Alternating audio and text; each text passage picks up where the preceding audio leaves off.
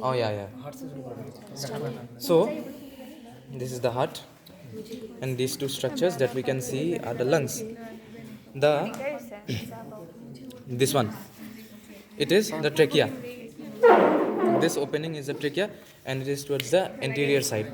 And this opening over here, just to the upper side of the trachea, is this the esophagus.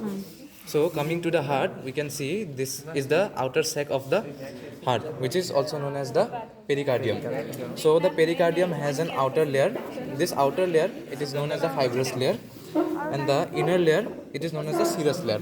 And in between this pericardium and this wall of the heart, there is the pericardial fluid, which is also called the liquor pericardi. So the first part, that is we can see towards the cranial part, is the right part, right side of the heart.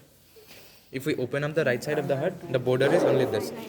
This hole is the interventricular septum. This hole, it's just cut from this side only. That's why it's seemingly looks like it's other part. But this whole part, it is the interventricular septum. So this is the wall of right atrium, and this is the border of the both ventricle and right atrium and right ventricle. These are the cusps. This is the tricuspid valve, and these are the cusps of the tricuspid valve. And these small things that are connecting to this wall, it is known as the chorda tendineae. So the first part that we can see from the right atrium is that this flap-like structure. This flap-like structure is known as the auricle of the right atrium. And under this, when we cover this whole atrium, from here, this part is the sinus venorum, and under this is the right ventricle. So in the sinus venorum, we can find this going inside. This is the posterior vena cava, which brings deoxygenated blood from the whole body and drains it into the right atrium. And this particular foramen, this is the anterior vena cava, and this is also from the cranial side. Head region, it delivers the deoxygenated blood from the cranial side or the head. After this, we can see, this is the caudal vena cava, and just under this caudal vena cava, we will find this is the coronary sinus.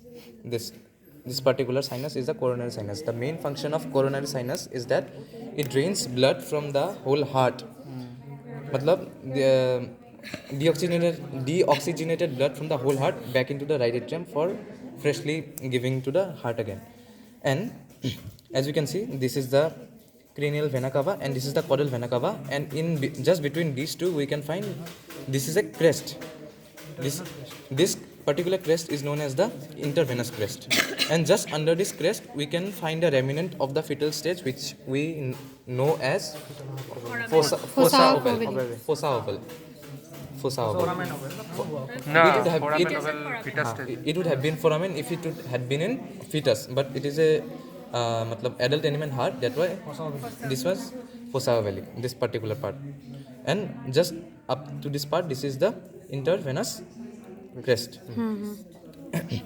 So coming under this flap, we can see this is the right ventricle. Also, I forgot to mention, this particular honeycomb-like muscles are also known as the pectinate muscles. And these pectinate muscles are connected to this wall. It is known as the crista terminalis. This particular muscle, crista terminalis, it connects the this pectinate muscles to this heart. Pectinate muscles, honeycomb structures, and this is the crista terminalis. So this particular honeycomb-like structure in the atrium, it is called as pectinate muscles, and the same muscles that have the same honeycomb-like appearance in the right ventricle also, these are called as trabeculae carni. The same thing here, it is called the trabeculae carni. The function of the trabeculae carni is that it prevents excess dilation of the heart. Now, coming to this part, we can see this is a thick piece of muscle, This is arising from the interventricular septum to the walls of the right ventricle. This is also known as the moderator band. The particular function of this band is that it also